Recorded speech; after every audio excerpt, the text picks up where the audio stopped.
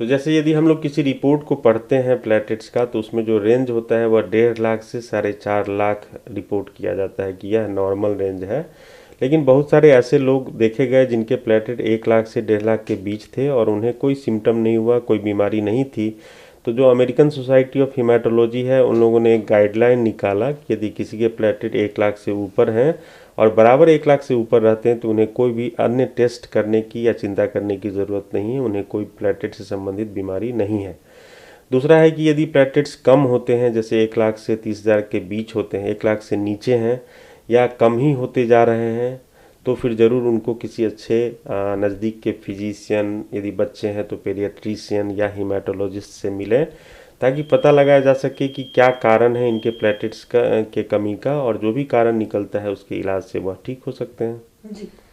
अब डॉक्टर साहब, जब आपने इलाज की बात की है तो मैं सबसे पहले पूछना चाहूँगी कि बचाव किस तरीके से किया जा सकता है ताकि प्लेटलेट्स की कमी ना हो, और अगर बचाव हो जाए तो इलाज जो है वो हमारे पास क्या क्या है?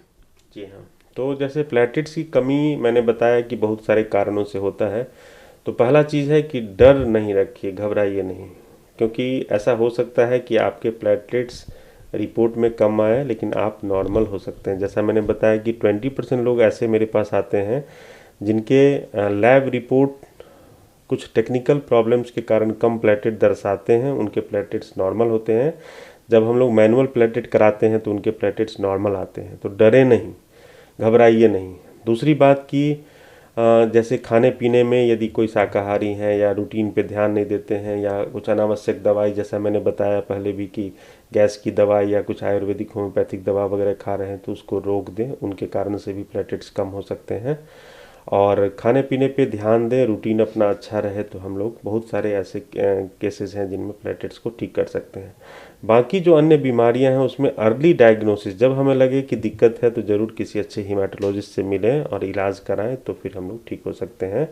और मैं एक बात और बताना चाहूँगा कि कुछ ऐसी अनावश्यक चीज़ हम लोग करते हैं, जैसे कि पपीते के पत्ता का सेवन है, बकरी का दूध पीना है, कीवी फल खाना है। तो मेडिकल साइंस में ऐसे कोई एविडेंस नहीं है कि ऐसे ही आप यदि खाइएगा तो आपके प्लेटलेट्स वो बढ़ जाएंगे। तो इसलिए इन चीज़ों का सेवन एकदम ना करें। जो गिलोय है उसको भी कुछ लोग खाते हैं, और बहुत सारे ऐसे इंडिया में लीवर के इंस्टीट्यूट हैं, संस्थान है, जहाँ की इन चीज़ों के सेवन के बाद लीवर फेल्योर के मरीज़ बहुत अधिक संख्या में वहाँ जाते हैं। तो इसलिए इन चीज़ों का सेवन बंद करें और पहले कारण पता लगाएं किस कारण से प्लेटलेट्स कम हुआ है और उसका इलाज कराएं।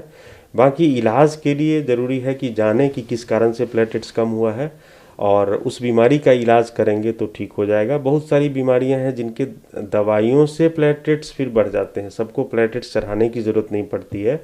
यदि किसी का प्लेटलेट्स 10,000 से नीचे है या मान लीजिए बहुत ज़्यादा ब्लीडिंग उनको हो रही है, 30,000 से नीचे प्लेटलेट है, तो ज़रूर हीमेटोलॉजिस्ट के सुपरविज़न में दिखा के, या फिजिशियन या पेडियाट्रिशियन जो देख रहे हैं उनके सुपरविज़न और उनके सजेशन के बाद ही प्लेटलेट्स चढ़ाएं। ऐसे ही डर के किसी के 50,000 प्लेटलेट हैं, कोई ब्लीडिंग नहीं है, तो अननेसेसरी प्लेटलेट्स चढ़वाने की ज़रूरत नहीं है।